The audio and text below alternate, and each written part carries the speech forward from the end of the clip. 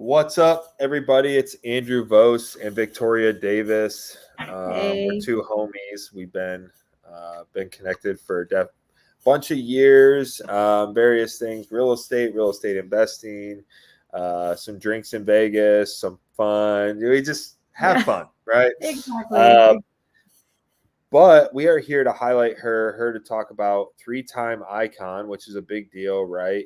Oh yeah, I think her and I have both hit it every year, but our first years at EXP, which we are exactly. both a little bummed about. So, yeah. So, Victoria, how long you been doing real estate? How many deals you selling? How many people you helping? All that good stuff. Yeah, so thank you, Andrew. I appreciate this opportunity to talk about something that I love so much.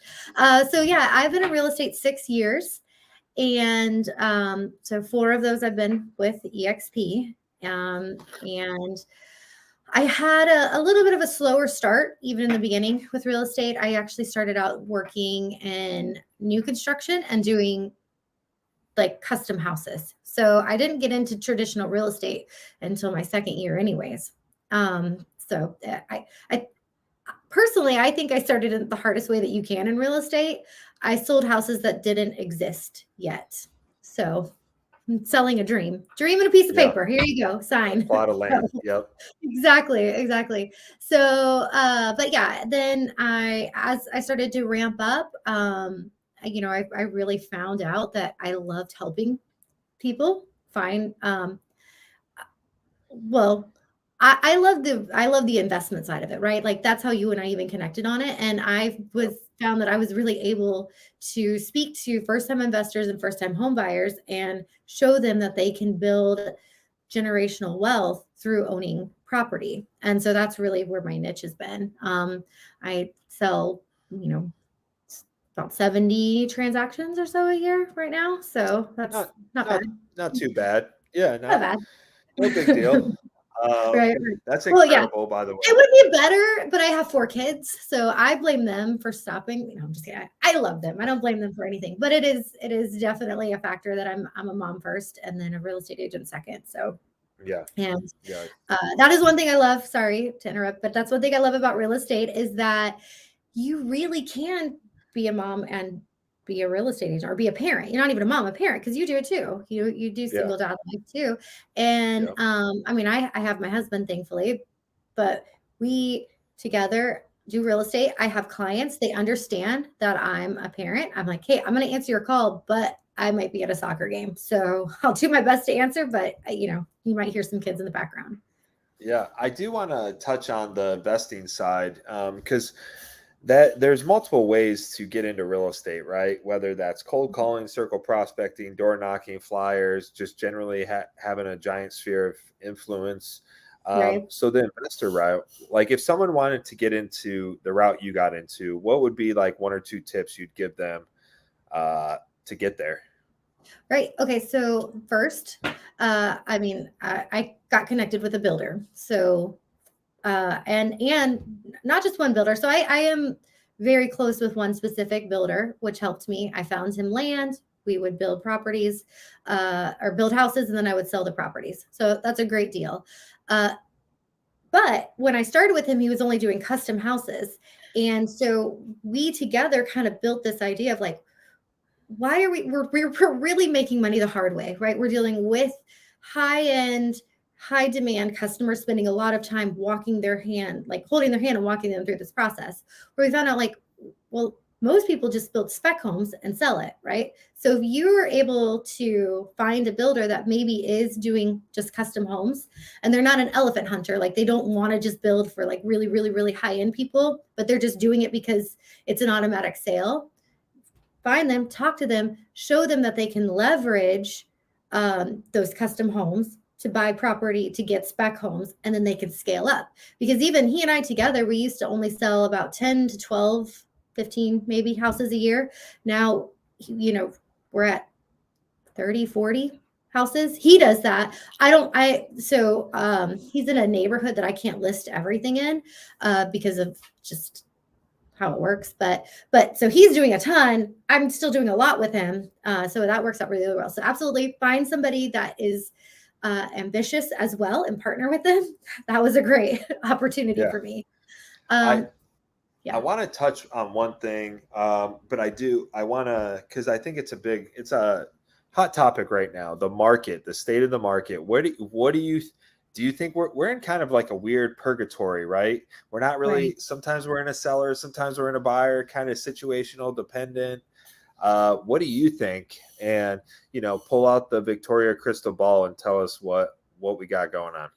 Yeah, absolutely. So, well, I 100% do not believe that there's going to be a drop in real estate prices. I think that we are in a leveling out. I think that we probably won't see a huge increase, but I also believe that there's no reason for people to drop prices. Or there's very little reason for people to drop prices. Builders can't always. In my whole 6 years, which I mean, granted isn't long, but in my 6 years in real estate, the builders have always set the top of the market. And that was even true when the prices were really high. The reason that even started is because it was so expensive to to build a house. So they had to increase their prices. So everybody else kind of increased their prices. If you are looking kind of at least what I experienced in my market happening. So I was setting these bars and I was fighting appraisers, and then everybody else was able to raise their prices. And then, of course, the demand and all of that added to it. But so builders can't come down on prices at this point. This is what it costs to build a house. This is what land costs. This is what it costs. So that's not going to happen. So the initial houses coming out are not going to be dropping in prices. And then the people that already own houses, I would say the majority of them are in such good loans, with low interest, loans that they had to work hard to get. It wasn't like in the 2005, 2006 era, 2007, where if you had a pulse, you had a mortgage. Like Yeah. you actually really, I had a difficult time getting the loan for my house. I had to jump through hoops because I'm a small business owner. It was not easy. I mean, like this is a perfect example. In 2006, I was a high school graduate, no job. My husband had no credit, 1 year in business, and we got a loan for a $200,000 house, 100% financing. Okay. I'm now in my 30s, selling 70 houses a year, how to jump through hoops to get my loan. Okay. Like Yeah. the loans are secure. So people aren't Yeah. going to be foreclosing left and right because the rents have increased too. So where are they going to go? Right. Like it's not, and then you have these investors that bought these up, and the investors are going to protect their property because they know that if they drop the price of one, they're dropping the price of everything in that neighborhood. So I don't foresee prices just taking a huge dump. I think that it's a great opportunity right now for buyers because I worked with a lot of buyers throughout this whole entire, crazy season that couldn't get into a house. You can get into a house now, and you could probably get into a house with them paying closing costs. You can get into a house with maybe them paying some points for you. You can get into a house with, without 17 other offers on the table and $30,000 down and waiving contingencies and having no inspection period. Like, I love it. I it's a think the great same thing. opportunity I for think you. it's a great opportunity. And Yeah.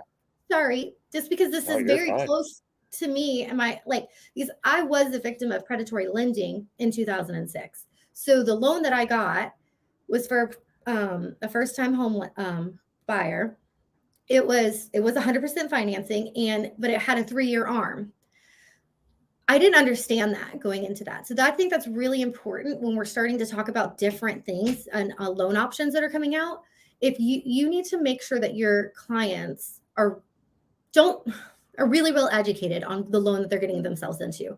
Don't expect the mortgage officer to do that. Like, make sure you understand what you're asking them to get into, because that's truthfully, I probably should be pissed at my loan officer, but I was more upset at my realtor because I trusted her. She knew I was a first time home buyer, and she put me with this person. And I kind of we went into foreclosure. It was a whole thing.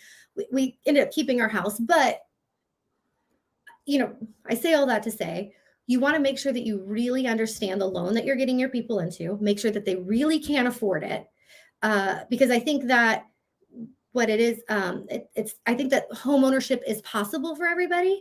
They might not just get the house that they want, right? They might have to get a house that they can afford rather than the house that they want. And that's a hard conversation to have with people. But that doesn't mean that they can't get into a house and start somewhere. Yeah, and that's where the experienced ones come in and they set realistic expectations on, hey, this may not be your forever home, but it's a home that you're earning equity on, that it's appreciating, that is yours, right? 100%. Because I mean, if they want, you and I both have rental properties. If they want, hey, we'll rent to you, Rent to right? But you. guess what you're paying? You're paying for our mortgage. You're paying for our appreciation. You're paying for our HELOCs and our money that we're able to pull out on this house and buy more properties Mhm. with. So there's a lot Exactly. of, and I'm glad you brought up that home ownership is an investment. There's multiple ways to skin. That's why I love the VA loan. If you Right. are a Oh, VA person, um, I think it's terrible when people discriminate against the VA loan, but as a holder of a VA loan, you have a ton of power.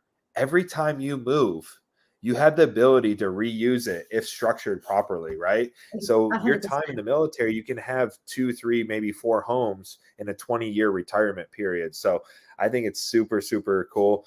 Oh, And then if you don't get the interest rate you want now, most government loans and some other programs, you can just refinance. You make your right. payments on time for 210 days. You can do a no doc, no income refinance, or you can just pay 5 to 10 grand and refinance. And it's way better than paying a rate over time like 6 or 7 versus 4 or 5 if they ever go down that low again. Right, if they ever go Um, down, yeah. Well, one, we don't know that they'll ever go down that low yeah. again, and Yep. I think it's a huge. I think it's just a huge gamble to think that the market's going to go down, the prices are Yep. going to go down. I think that what's more likely is that wages will increase so that what we think right now is really expensive won't feel that expensive in 5 years. And something to really keep in mind that I mean, again, my 2006 house, I horrible process, like everything that we went through, I still have it to this day. My original loan on it was 7%. Oh, I had a 60/40. So the 60 was 7%, or not 60, 80/20. I had an 80/20 loan, sorry, on it, which was a thing. They don't do it anymore. On the 80%, I had a 7.5% interest rate. And on the 20%, I had a 12.5% interest rate. And back in Holy 2006, shoot. that was the best that I could get. I actually, because people will start calling you, be like, hey, can we do this? And I was like, no, this is what I got. They're like, no, you did really good. You did really good. So, and I say that to say that even with those really, really high interest rates, and even with the predatory lender, I still have equity in that house and I still make money. That has been my most profitable property because I held it over a long period of time. I was able I to love refinance it. it, cash out on it. I'm now at a 3% on it because, of course, I refinanced when it was time Yeah. to. Yep. And I got what 80, 90,000 out of it that I bought another property with at 3.5 or 4%. I mean, it's just you just have to you just have to be smart about it Yep. and use the equity that you have to continue purchasing. The Yep. first one's the Yep. hardest. The first one's the hardest, and that's why it's really important to really make a wise decision on your first house. And to go back to my point that I made earlier, sometimes you should get the house that you can afford over the one that you want. Yep. Because if it's a smart decision, sometimes a townhouse will be your best rental property for the rest of your life. And if you can get Yep. into it right now because it's what you can afford, do it. It's better than renting a house. Yeah, and they got some new townhouses with DR Horton that are going up down in your area, Fort Walton Beach, Niceville, right? Soon. I have some townhouses too. She has Yeah. some Yeah, look at townhouses. Screw DR Horton. No, I'm joking. Right? Not screw them. But No, no, no. No, what's up? they do. Tell They us do. about them. Let's hear about them. Because Yeah. So I have 9 new townhouses going in Blue Water Bay, which is a highly sought after area. They're listed for 340,000 for an interior unit, 345 for an exterior or end units. So there's 2 of those. The can majority you is send me mixed some here. information? I may want to buy one. Yeah, yeah, yeah. Because the rents out there are 2,300 $2,300 for those. Yeah, that's what Uh, that's what they've been getting because we have some in another part of Niceville, and that's the rents that they've been getting on those. So cool. Well, yeah, let's talk. yeah. Let's talk. But cool. So let's go back to your accomplishments, your success, because it's been amazing, and I appreciate you taking the journey with me. Right, I brought you to EXP, and yeah, I'm just super grateful you trusted me in that. So what has been your road like to icon 3 times, not once, not twice, 3 times. You're one of the top agents in the company. That's one of the highest awards we have at EXP. And so what does that mean to you? Like, what's the journey been? And how could one, whatever company they're at, every company has its milestones, right? But what can one do to like make sure that they're setting themselves up to get there, to get to that level? Absolutely. So to start, I would say Yeah. the best thing to set you up for that is your sphere of influence, right?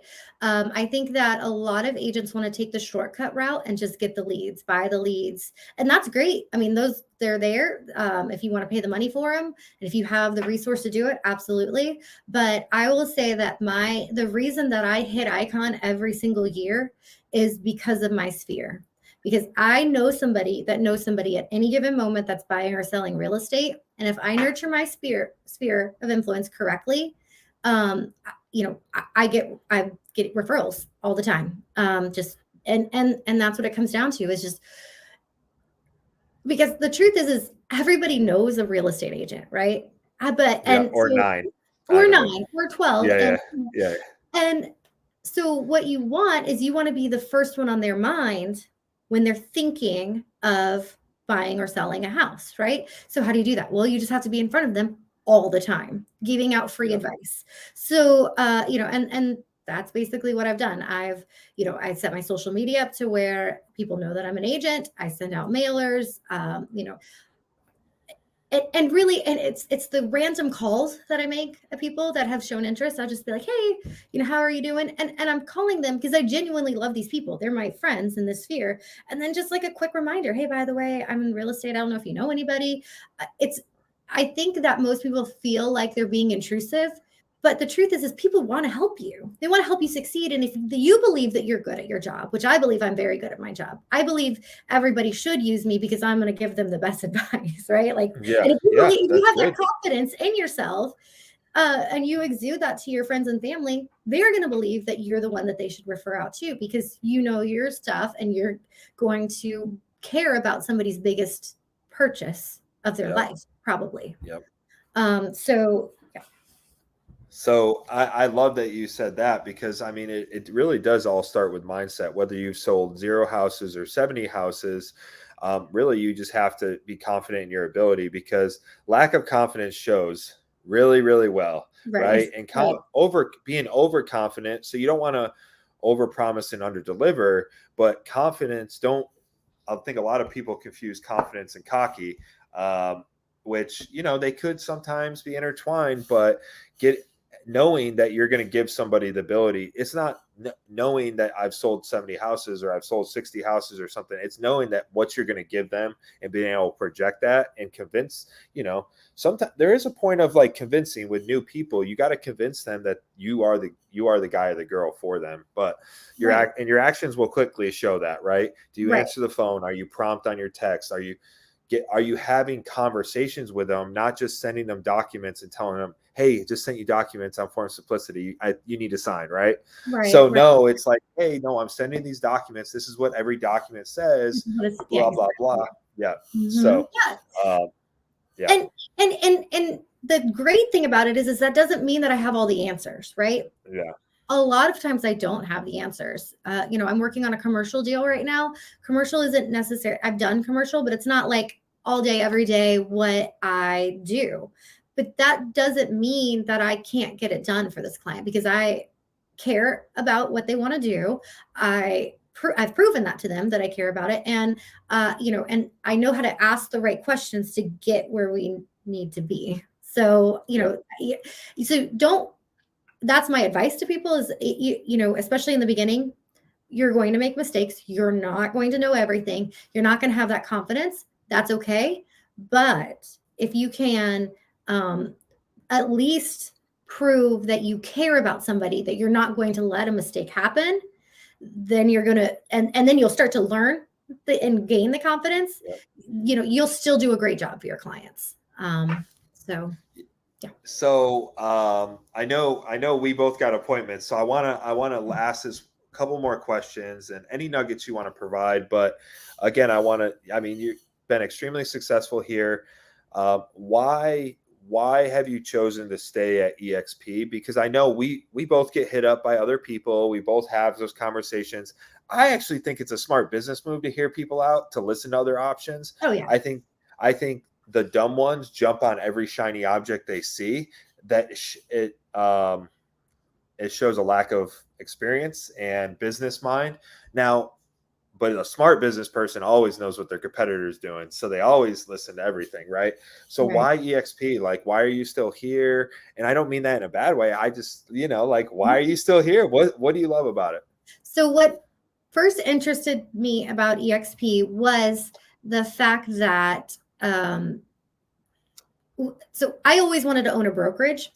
And so that was my initial, like my end goal, right? Until I found out about EXP, because I realized that they let me run my company, my team, the way that I want to run it without all the compliance documents, paperwork. Like they're the broker, they're handling all the liability, they're handling all the legal stuff on it, compliance, everything like that. And I can do my marketing how I want to. I mean, it's everything that I wanted, but just brokered by EXP. And that's amazing to me. So one, it allowed me, because I am an owner, I am not a renter, I'm an owner, and to own a part of my company and to have my own branding. So I love that. Now, that's why I was attracted to it. Why I've stayed at it was one. First off, they're just kind of geniuses. I mean, the fact that they make you, or so they give you an opportunity to get Icon, right? Which is amazing. So you get your cap back in stock options, but then they make you wait to get those stock options. And when I realized that, I was like, these guys are so smart, because one, they're what that meant to me is that they're thinking about keeping their highest producers from the very beginning. They put thought and effort into making sure that they kept their highest producers, or made it very painful for them to leave. Because if I leave, at some point, I'm losing thousands of dollars. Like, you're going to have to pay me quite a bit. And then you're going to have to match the cap. And then you're going to have to actually give me more like later, because I'm continuing to grow and get more with EXP. And if they're already thinking like that when they're at, a couple thousand agents, I just imagine that they're going to continue to be progressive like that, and they're going to come up with even more incentives to keep even their better and higher producers. So, and it's been proven, because every single thing that I didn't like about EXP, they're addressing. Yeah, and nobody's perfect. And we got some really cool things rolling out at EXP Con. We got a whole luxury division, a luxury brand. We got some new tools and stuff rolling out. And there's what I've noticed is everybody's trying to do like an EXP 2.0. And what they're doing is, if you look at Compass and Compass, I'll just leave it there. And then there's another one and a couple other ones. But Compass, I mean, they're all over the headlines. They are literally going bankrupt. Right. They're trying to do what they're doing, and they're going bankrupt. And then you have some other ones that are popping up, and I think it's too early to tell. And they got great features and everything, and we'll just see what happens. But to do what they've done, and to provide the agents the resources that they provided them with reload program, REOs, affinities, all that stuff costs money. Yep. So to try to do it, try to ball out on a budget like some companies are doing. No. I just don't. So slow. Like EXP was so slow, like methodical, and that's not like, I love companies that build as they grow, and I feel like that's what EXP did. And so, I think that the EXP that I started in and you started in is much different than the EXP that people are coming in now. And I think that that's a great opportunity for the people coming in now, because, we've been a part of that growth and process. And it is very exciting. It is extremely exciting. Well, I know we both brokers can't pay for that. Sorry, I just interrupted. No, you're fine. Brokers can't pay for that. And that was the biggest thing. I was like, why would I ever be a small boutique brokerage? Because I can't afford to pay that. I mean, what EXP provides, I could never give on the kind of, even if I could sell in the entire state of Florida, right, just one state, I still couldn't give the resources that they have. Yeah. I mean, just because the sheer numbers and volumes, I can't. A lot of times, you can't even get in the doors to have the conversations with the people, because I would, you'd have to have enough volume to do that and Yeah. 3x It's out. the liability, the tools, the resources, the legal teams, all that stuff, a lot of people don't know what happens or what it costs until they need it.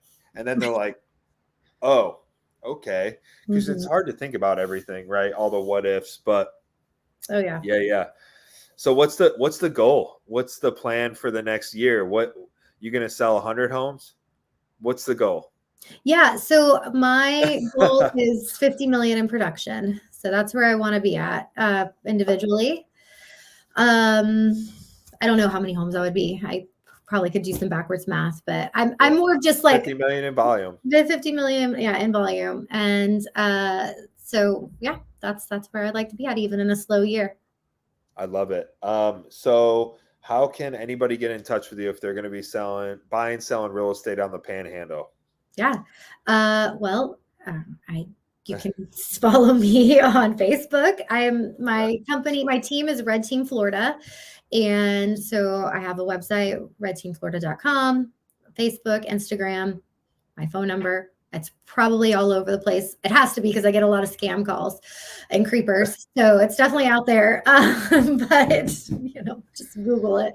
But yeah, Yeah. check it out, and love to help you buy something, whether it's your first home or your 100th home. I think I could be of service to you, and maybe Yes. even make you think a little bit different about how you do your investments. So Yes, and send me, please, those townhomes, because yeah, I'm pretty interested. So, but I just want to thank everybody. If you're watching this now or in the future or a week from now, thank you. If there's anything her and I could do for you, we'd love to be a resource. But she'll be your go-to on real estate. I'm just the guy on camera talking about her yeah, sure. success. So, yeah, thanks for coming on. I know you're extremely busy. I know we pushed it back an hour, so that was my fault on scheduling, but thank you. No problem. No problem. Just got to go get one of the babies. So Yeah. thank When I you. get back, when I Yeah, get back from Vegas, let's grab lunch. absolutely. Absolutely. So sounds good. Awesome. Thank you for the opportunity. Yep. Bye. Bye.